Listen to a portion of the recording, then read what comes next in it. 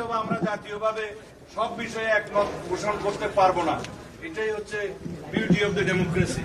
কিন্তু আমরা আলাপ আলোচনা করব, আমরা কোথাও কোথাও দ্বিমত পোষণ করব, কোথাও কোথাও হয়তো আমরা একমত হতে পারবো, কোথাও আমরা একমত হওয়ার কাছাকাছি আসতে পারবো। এইভাবেই একটা জাতীয় ঐক্যমত সৃষ্টি হবে। সকল বিষয়ে যদি ঐক্যমত সৃষ্টি হয় সকল রাজনৈতিক দলের মধ্যে, স্টেক হোল্ডারদের মধ্যে, তাহলে হবে সেটা একটা অনন্য অপূর্ব জিনিস। সেটা আমি এতটা বেশি আশা করতে পারবো না, কারণ বিভিন্ন মতাদর্শে বিশ্বাসী বিভিন্ন রাজনৈতিক দলের বিভিন্ন রকমের বক্তব্য থাকবে, দৃষ্টিভঙ্গি থাকবে, দৃষ্টিকোণ থাকবে। আমরা সেইটাই গ্রহণ করব যেটা এই জাতির জন্য বৃহত্তর স্বার্থ সংরক্ষণ করবে। আমরা গ্রহণ করব যেটা জাতীয় ভিত্তিতে গৃহীত হলে এই জাতির মধ্যে একটা ঐক্য সৃষ্টি হবে। আমরা তাই প্রস্তাব করব যে এই প্রস্তাবগুলো গৃহীত হলে একটি সুন্দর শক্তিশালী গণতান্ত্রিক রাষ্ট্র হবে। এখানে আমাদের মধ্যে চেক অ্যান্ড ব্যালেন্স প্রতিষ্ঠিত হবে, রাষ্ট্রের সকল অঙ্গের মধ্যে একটি ভারসাম্য অবস্থা সৃষ্টি হবে, তার মধ্য দিয়ে একটা হারমোনিয়াস কোঅপারেশন হবে in between all the organs of the state. এবং সেই একটা পরিস্থিতি সৃষ্টি করার জন্য আমরা দীর্ঘ সংগ্রাম করেছি, আমরা গণতান্ত্রিক আন্দোলন করেছি, ফ্যাসিবাদ বিরোধী রক্তক্ষয়ী এই গণ অভ্যুত্থানের মধ্য দিয়ে আমরা এই সংগ্রামে বিজয়ী হয়েছি।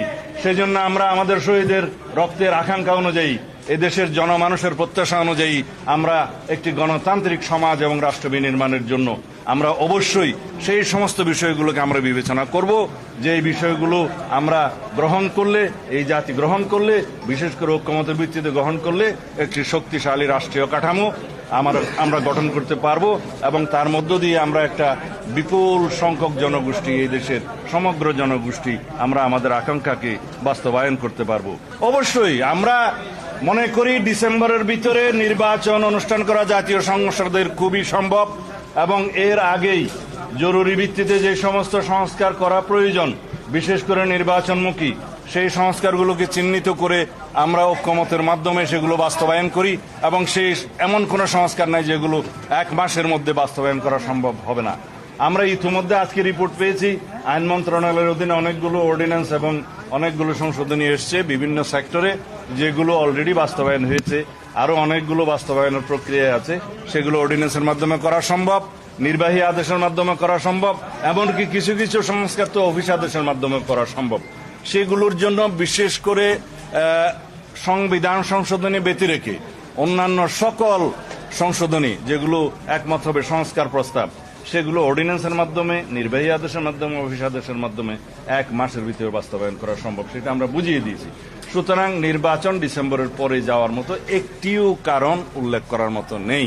এই বিষয়টা আমরা বোঝাতে সক্ষম হয়েছি, এবং আমরা আবারও অ্যাপ্রোচ করেছি, এবং আজকের বক্তব্যে অধিকাংশ রাজনৈতিক দলের মধ্যে আমরা যেটা দেখলাম যে প্রায় সবাই ডিসেম্বরের আগেই নির্বাচনের জন্য তাদের প্রস্তাব আছে।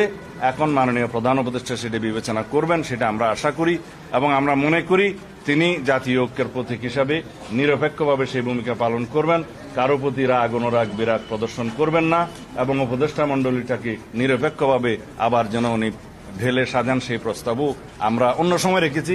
আজকে আমাদের বক্তব্য যেহেতু অন্য বিষয় ছিল, সেই বিষয়টা আমি এখানে আজকে তুলিনি।